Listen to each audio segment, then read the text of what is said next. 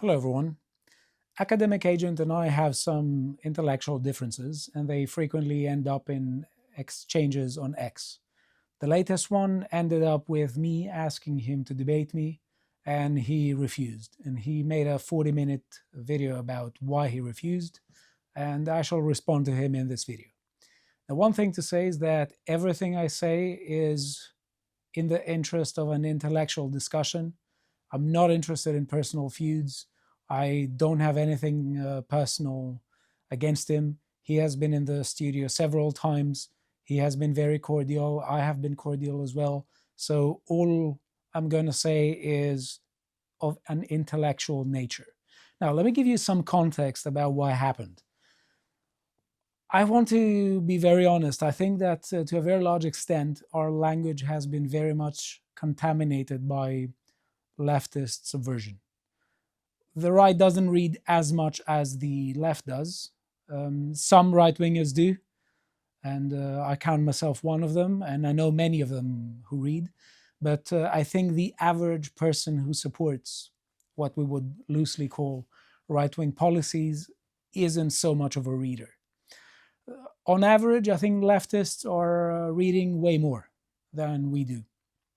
And for all sorts of reasons, they can be very perceptive when it comes to the use of language and ways in which they can subvert our understanding of things, and ways in which they can present themselves as justified in taking the action to pursue their political ends that I am in disagreement with.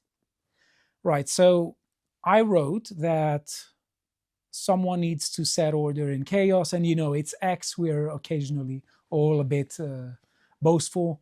And I said I'm detecting lots of conceptual chaos and confusion with terms like liberalism, post-liberalism, fascism, and woke right. Perhaps I'll soon have to end my Europe maxing phase, make an omelette while breaking many eggs, and set order in chaos. Now, Europe maxing is a way of life, which is why I'm particularly frustrated when I have to do lots of conceptual work. But I have to do it, and lots of people have to do it. So AA had a response to this, and he quote tweeted by essentially telling me how these terms I'm using are used in the language game of the establishment. And he says, liberalism is whatever our leaders decide today. Post-liberalism is anyone who has stopped believing the lies of liberalism. Fascism just means when the right uses power. Woke right is anyone who doesn't like Israel, who is not a leftist. Glad to be of service. And I must say that I don't think that these are helpful. When it comes to liberalism and fascism, which are the two main concepts I am going to talk about, I think that what he does represent is, to a large degree, how the establishment narrative uses them. Now, I will say there are some people, some politicians who call themselves democratic socialists, social democrats. So exceptions are, but that doesn't mean that what he says is wildly off the mark in one respect.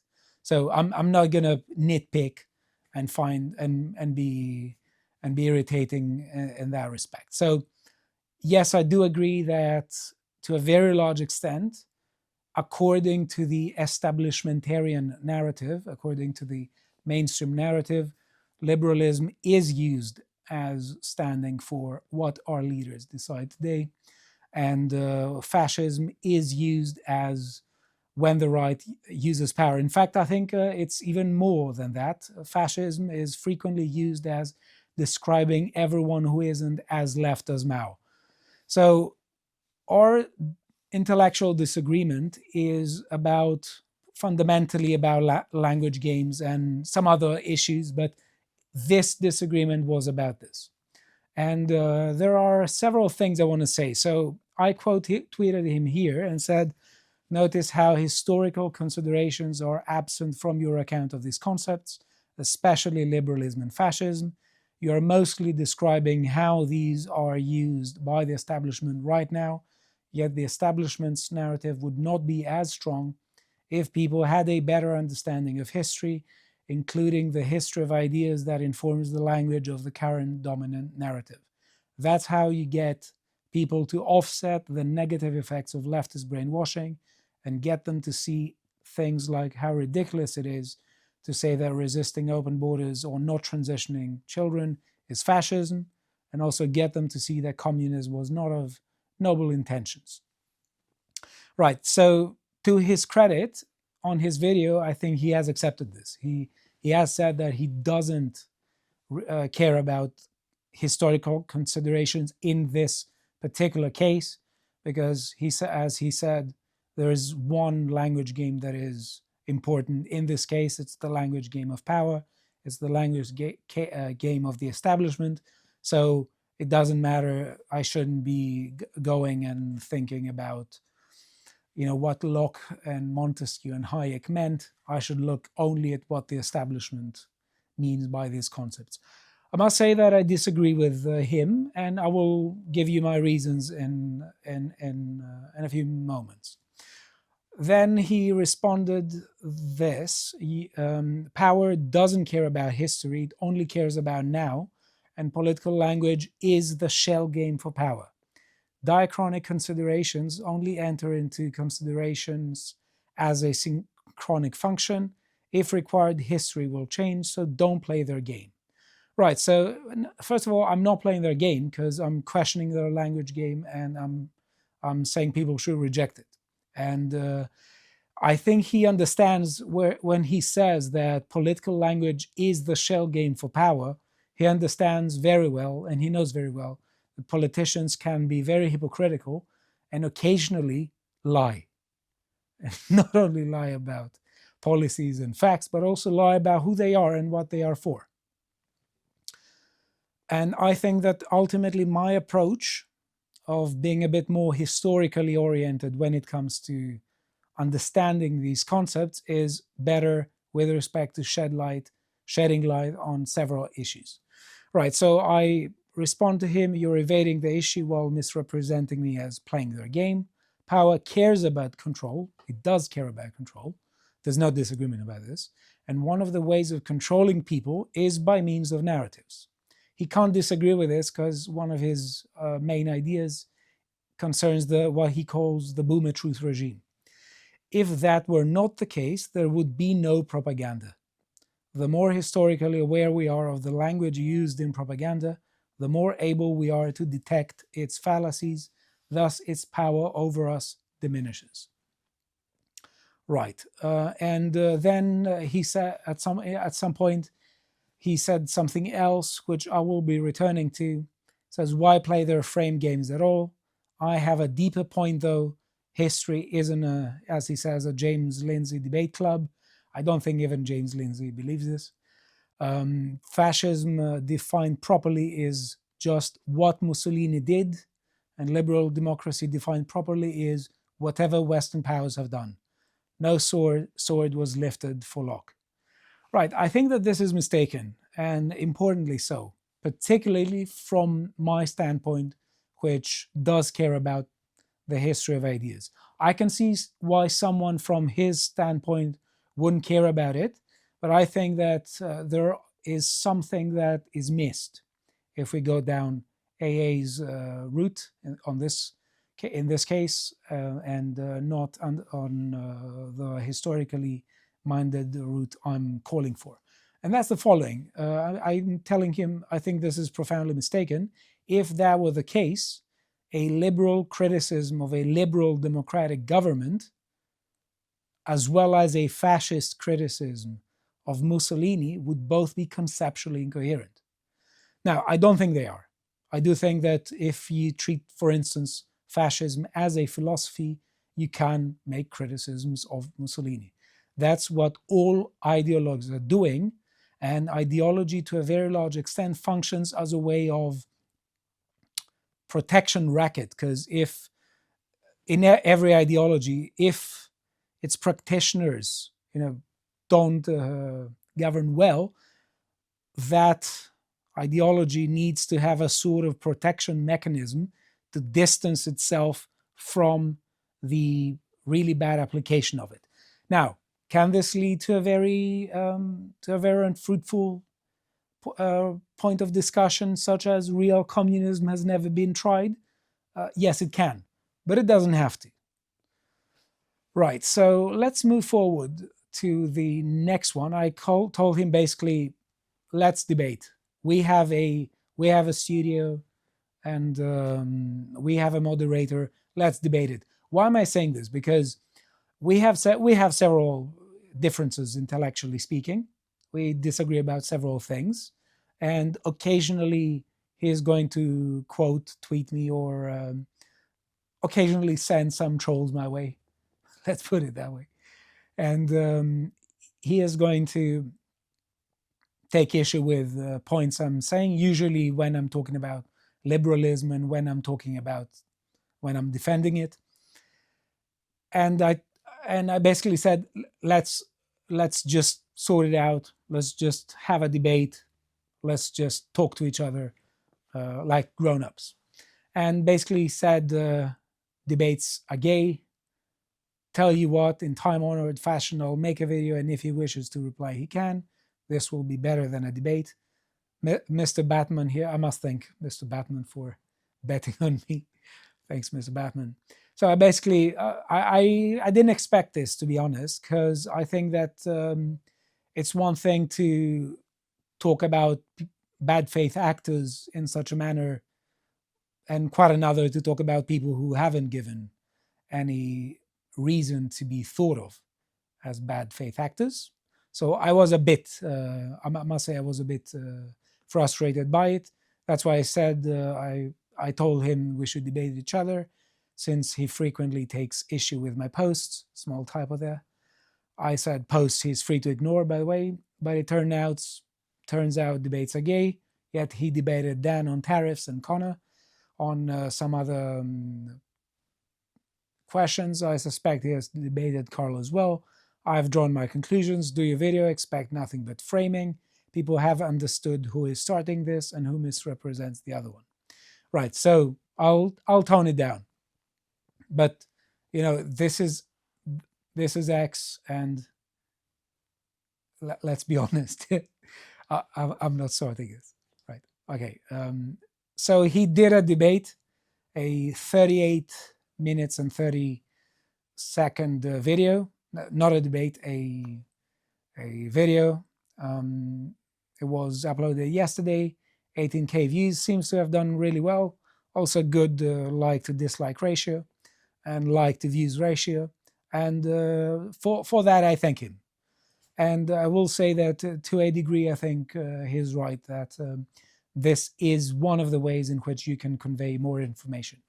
But I think also there are some issues with, I have to respond to some of the criticisms he's making.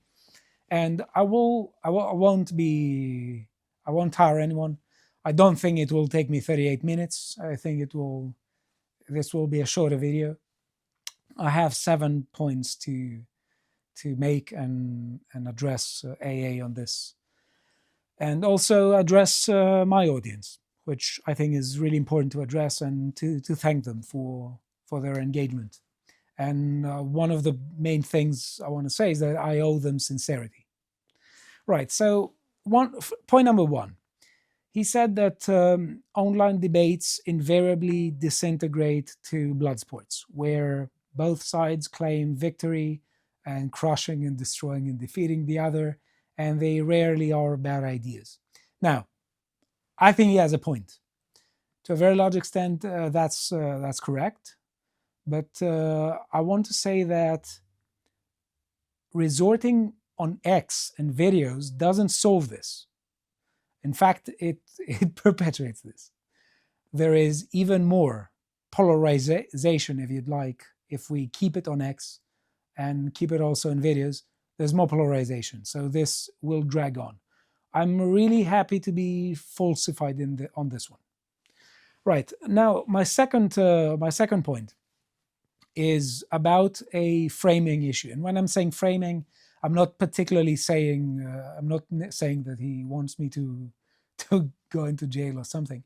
I want to say about the way he describes my view and how this often leads to the way his audience receives my views and some misunderstandings about who I am and what I stand for. Right. So he frequently talks about him being a realist, implying that I'm a sort of an idealist, I suspect. So what I want to say is that I very much am a realist.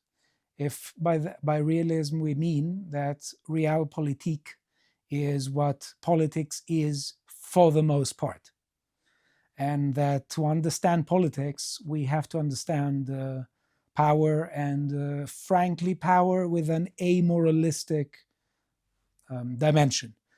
There is also a very ideological dimension to the exercise of power, but I think that on this one, AA and I agree a bit more with each other than AA and others agree on this. Because, for instance, I don't think, let me just give you an example, that the US involvement in the war in Ukraine has anything to do with gay rights in Ukraine. I simply just don't believe this. I don't believe this for a second. Some other people, perhaps some colleagues of mine, think that this is it, and that this is not just a calculated issue of just pure power politics. It's more ideological. I think it's mostly power politics. Right. So I do think, to a very large extent, I'm a realist. But there are two issues I have to say here. I'm not a utopian, and I want to say something about the value-free analysis he says he is doing. To a degree, we all have value commitments. So I do believe that such a thing as a value-free analysis, which I think he claims to be doing, is possible. I don't agree with those who say that you can't be objective about things. I think you can. But it has limits. And to get to the point, and I think it's not enough, to get to the point where we are arguing about policies and we are criticizing some while calling for the adoption of other policies, we are making value judgments. So I believe that it's not unrealistic to talk about value as well. Or it's not necessarily idealistic or utopian to talk about how considerations about value have to enter or into our thinking about politics, and how they have to complement our analysis if such an analysis is value-free. Now, I'm a practical man. I love reading, I love intellectualizing, I love armchair philosophy, but when it comes to politics, I'm a practical man. And that means that I have to choose between alternative options, each of which come with a baggage of pros and cons. So I think that I'm willing to be, let's say, punched on the face for this. And everyone who makes a public stance about what they stand for receives such a hit. In fact, multiple hits. I think if we don't do this, now to several critics, this looks like a weakness. Because when we are arguing for something positive, we are simultaneously adopting the baggage, the intellectual baggage of addressing that position's problems. And to a very large extent, that's a very difficult thing. It's far easier to criticize a lot. So I will say, and perhaps I'm wrong on this, but I will say that to the extent that I have seen his position and his contributions, I think he takes the position of a critic without being clear about what he supports. Now, this is a cutting-edge sword, because where my stance, and basically almost everyone stands, is appearing on the one hand as weak because it incurs the baggage of the position they argue for, and that position seems strong, the position of the critic, the intellectual strength or the appearance of the strength of the position of he who constantly criticizes without putting forward something positive comes at the cost of impracticality.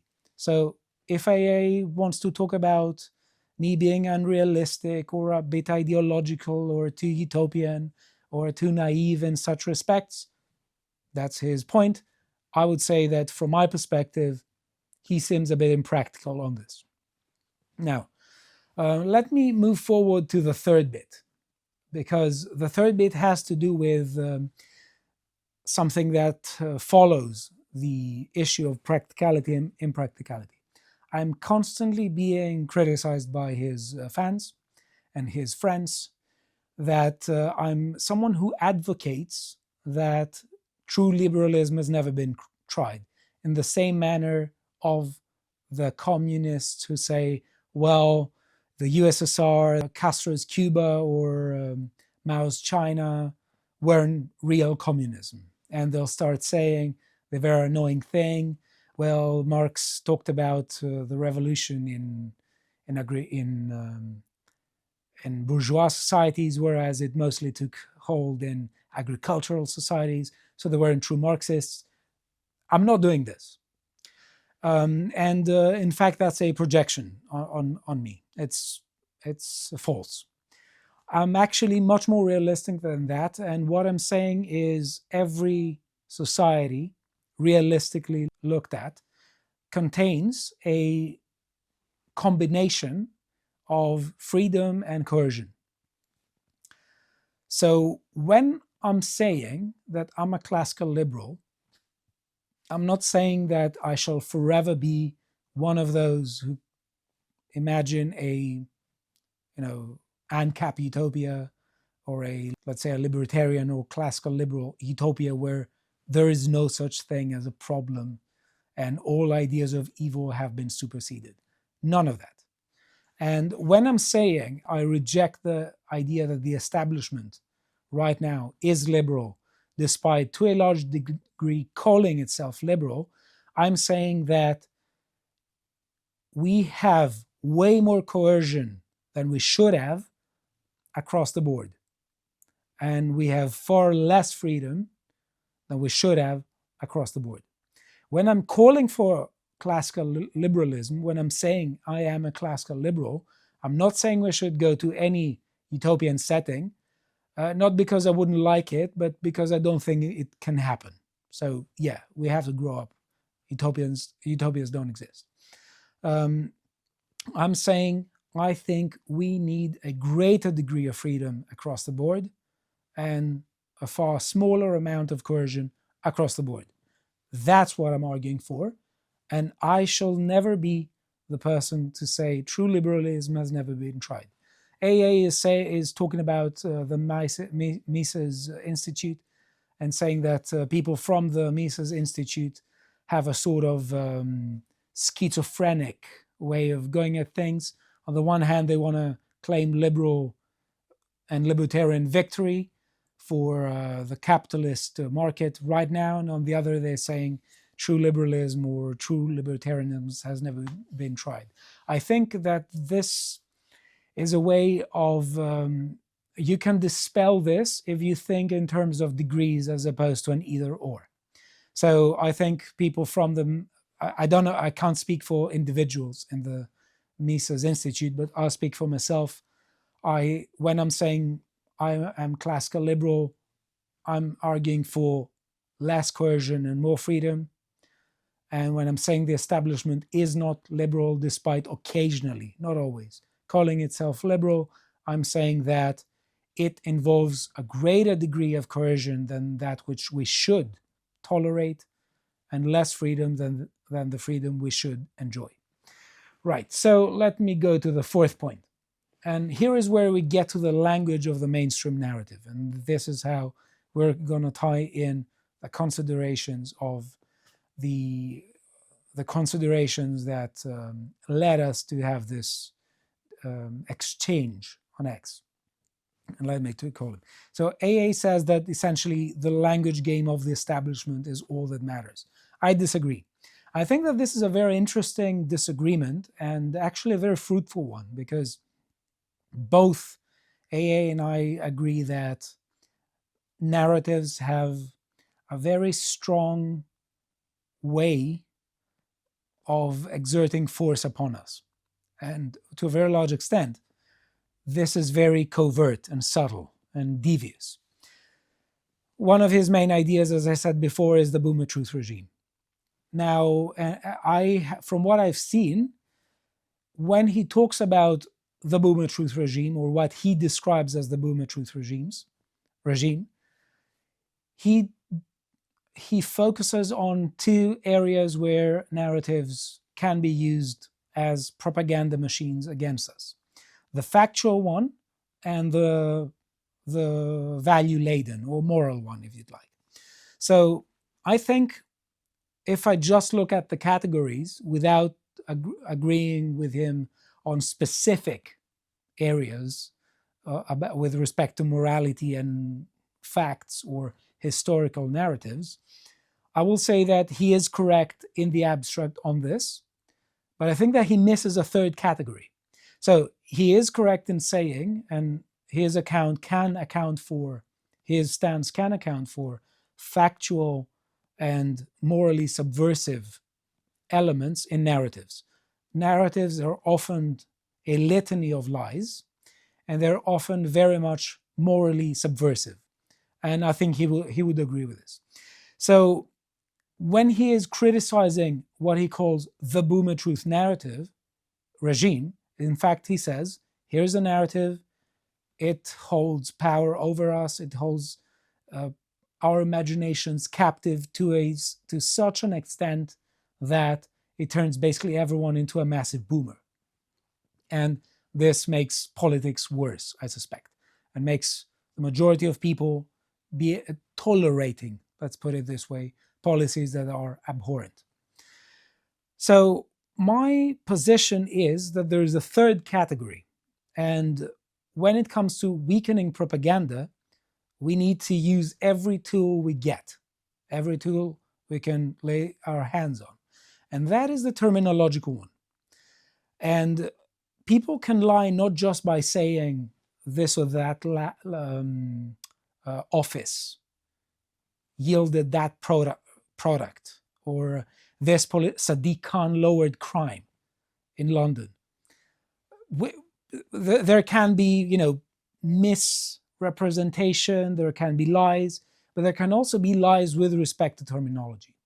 And frankly, I think if we look at his responses, it's implicit in what he's saying. Everyone knows politicians can lie. The same way they can lie about policies and the outcomes of policies, as well as history, they can lie about who they are. So it feels like with AA's insistence that I should constantly use the language of the establishment because that's the language that matters, I am sort of sabotaged from saying it or from noticing it. And by the way, I'm not saying that this is an intentional sabotage. I'm not into the business of psychologizing. I absolutely hate psychologizing. I was in academia. I think he was in academia as well. I absolutely hate psychologizing. I think he has also experienced it in his previous departments. This is one of the ways in which wokeness infiltrated departments. Right, so the terminological one. And I'm not just going to say this abstractly put and generally put in order to say, hey guys, here's a research avenue we should all be thinking about and not ask others to do the job for me. No, it had a very actual, real subversive effect and consequence upon society. Whether we like it or not, whether AA likes it or not, whether I like it or not, when the Cold War ended, the collective unconscious of the Western world linked the ideas of liberalism and democracy and liberty with good, and ideas that have to do with the Soviet Union as evil. Right. So what I'm saying in this case is the following. Due to the fact that there can be such a thing as terminological subversion and a terminological element in narrative controls, several people tried to say, the elite, as some elites, as he would probably say, tried to say, right, how can we manage to appear as the defenders of Western civilization, despite the fact that what we want is against democracy and against liberty, and I'd say against liberalism. So this conceptual chaos, which is something I have talked about before with Josh Enbo, that was on Symposium 25, I think it's a trap. And I think that one of the implications of AA's approach is, and I'm very more than willing to entertain that this is an unwelcome consequence of it, and an unintended consequence, is that we are directly falling into this trap. Right. So what I'm proposing as a theory, what I think happened was that a lot of the leftists who are governing society right now are wearing liberalism as a skin suit. And they said the Western collective unconscious associates terms like liberty, democracy, and liberalism with the good. So I am going to appropriate them. So we, the non-liberal elites, are going to appropriate them and mask ourselves and present ourselves as the defenders of liberty, the defenders of liberalism, and the defenders of democracy. And meanwhile, our liberties are being taken away, the demos is being destroyed, and we have authoritarian governments who are constantly denying popular will. So there is an element that his analysis misses. And I think my insistence that we should not focus on his definitions as he, quote, posted them there, I think it wins this, it can account for this and can shed light upon this extra layer of the onion of deception that the establishment is trying to throw at us.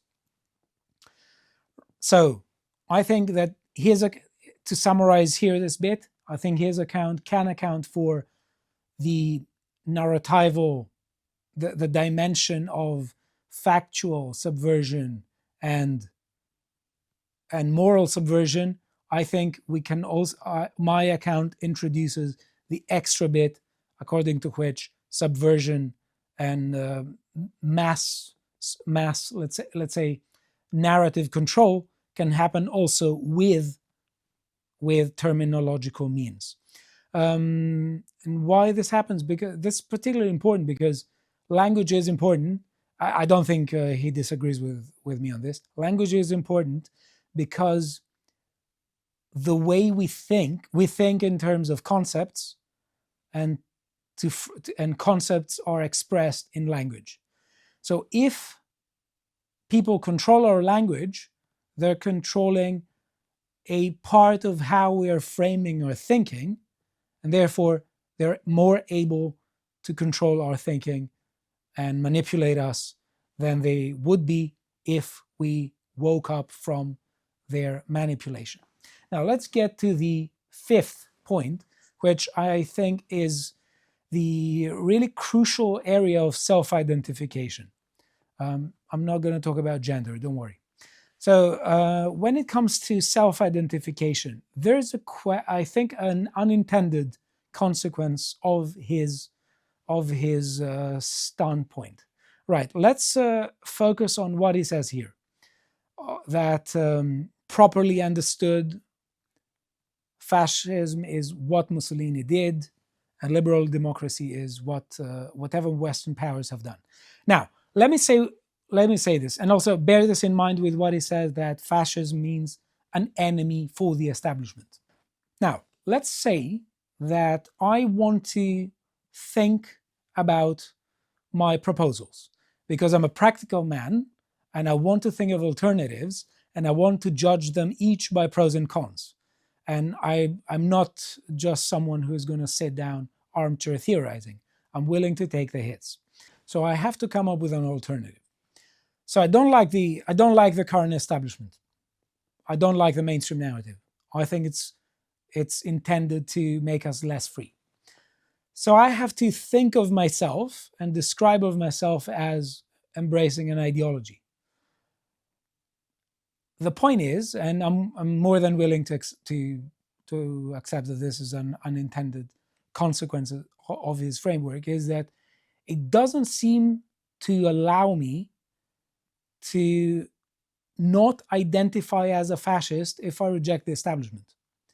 Because if the goal from his standpoint is destroy the establishment and it's only friend and enemy of the establishment and don't talk about anything else, unless I identify as a fascist, I am pronounced by his framework as his enemy. So there doesn't seem to be any other way of putting it. So I think that his account doesn't allow me to identify as someone who isn't a fascist without being called sort of an establishment stooge. And I owe myself and to the audience sincerity. I'm not a fascist. I'm a classical liberal. And I have said so many times. So I'm going to stick with sincerity. And I think his framework doesn't allow me to do so. And therefore I have to be true to myself and to my audience. I have to reject the framing. Yes, so counterpoint. And let's just try to be more charitable. He could come up and say, let's invent new terms like sensible centrism or sensible nationalism or sensible liberalism or sensible Corbynism or whatever, right? I'm not a Corbynite. I have heard that some people have started arguing that Corbyn could be a good solution. I'm not one of them. Right, so I think that this is the best. This actually doesn't work because it severs the ties between the overwhelming majority of people in whose minds liberty and democracy are good from being able to quickly latch on to what I'm saying. So I don't see why I should do it. Also, I think it's a good thing to read history and also be aware of historical history and the history of ideas. So let me just summarize this point. I think perhaps an unintended consequence of his way of going about things is that it doesn't seem to allow people to not identify as fascists without being called establishment stooges or without being somehow portrayed as establishment stooges. Right. Now let's go to the sixth point, the woke right controversy, which is a very, very juicy and spicy controversy. Now, let me say one thing. In the office of the Lotus eaters, there have been people who did come up with the term the woke right. Now, some of them don't want to be named, and I'm not going to name them. But when it started, it was more an issue of, right, let's look at some very annoying behaviors of the wokeists. Let's see if we can describe them without essential reference to leftist beliefs, and let us abstract this and ask ourselves whether some right wingers do this have the same sentimentality in some cases, despite having different beliefs. So, as Josh has very funnily put it on a podcast, it's right. It's let's look at. There are some people who are very annoying, and let's look at them. They're very annoying. Stop being annoying, right? That's what we did. And we did 2 contemplations episodes on right-wing wokeism, and we defined the woke right as we understood it there. Now, there was no essential reference to any discussion about Israel or any discussion about Zionism. There was no such thing. So what we did was we came up with a term. When terms are coined in such a manner, they're technical terms. They haven't been adopted by mainstream language to the extent that a conventional meaning has been assigned to them. And what you see this regularly in philosophy, for instance. You see lots of terms that we use currently are terms philosophers invented. And in other cases, in other research papers, let's say, or any books and monographs and papers, articles, you see people defining their terms, and they come up with what is called a stipulative definition. Now, as I said, and I stand by this, I think he sidestepped this, and he immediately started saying anyone who uses the term woke right is essentially someone who I think essentially meant puts Israel first and their countries second, I suppose. Right. So I don't think that this is true. Stipulative definitions are a thing, and the same thing happens with liberalism. The same thing, someone else might want to do it with other terminology. This is a thing. It's just an issue of how discourse and language can work. So when I want to say this, I want to say that when I posted about this last year, I had a swarm of people going against me, and a lot of them they misrepresented me, and they tried to project views on me that I don't hold. And I will say that this was precisely the behavior I was talking about.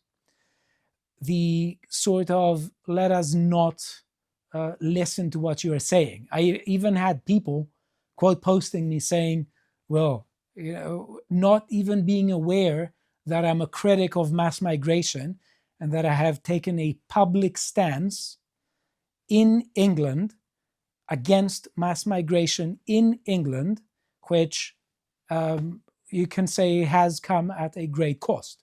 So there is such a thing as swarm behavior on X, and there is such a thing as, let's say, brainless behavior and attempts to use groups to cancel people and attempts to use groups to sort of play along the line or not deviate from the counter narrative other people want to put forward.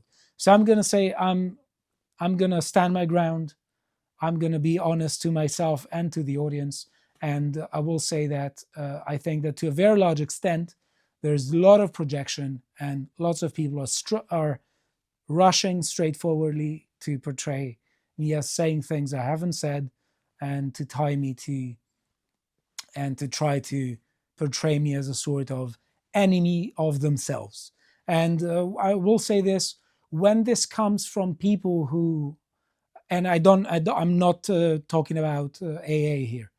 When it comes from people who constantly say crush your enemies and the only purpose in politics is power and crushing your enemies, and then they photograph people as enemies, because they're not playing the language game of the establishment, which actually, if you focus it on it, there's no other way of saying it. The only two sides who profit from using the language of the establishment are the establishment and fascists.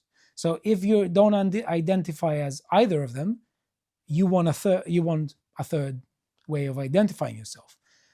Playing the language game of the establishment, or adopting the language game of the establishment, or adopting the terminology of the establishment, doesn't allow people who don't want to go either fascist or establishment, the establishment way, from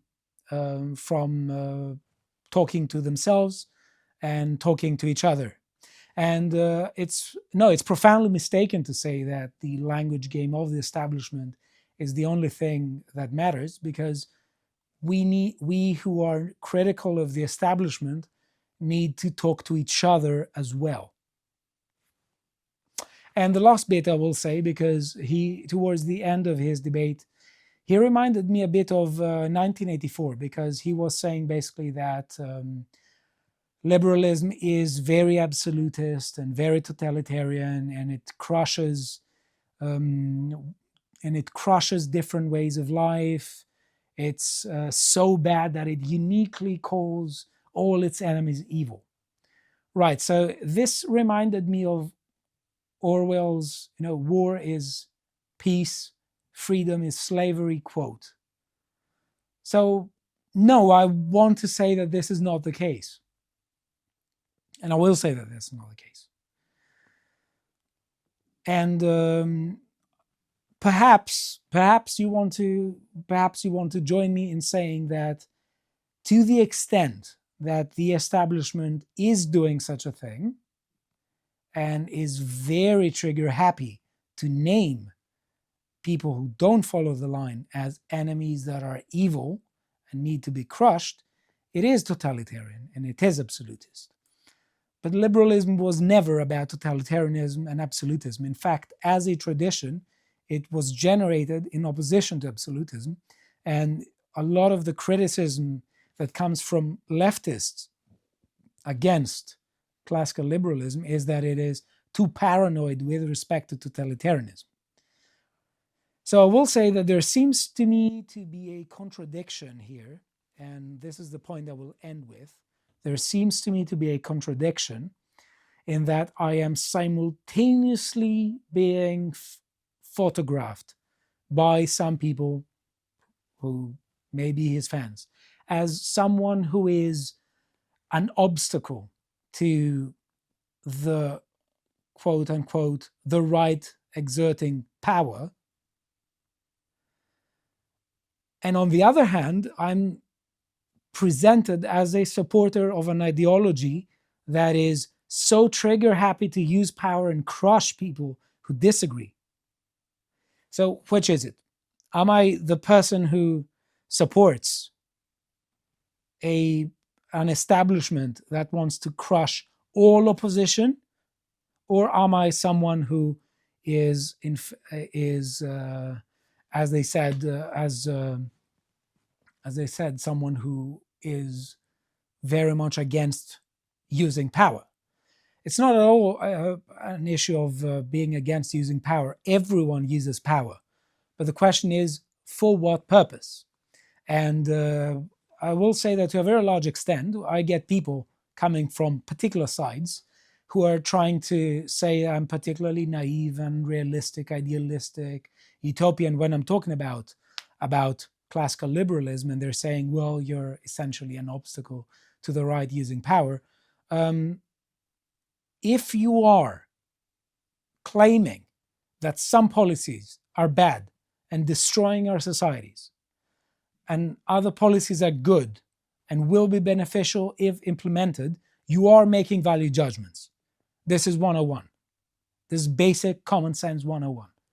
If you do this, you're making value judgments. So don't come and attack the Stelios for utopianism and idealistic and moralism and, utopian moralism.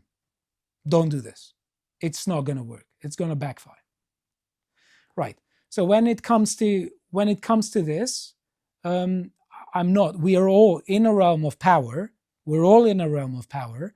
The question is, that's not the only.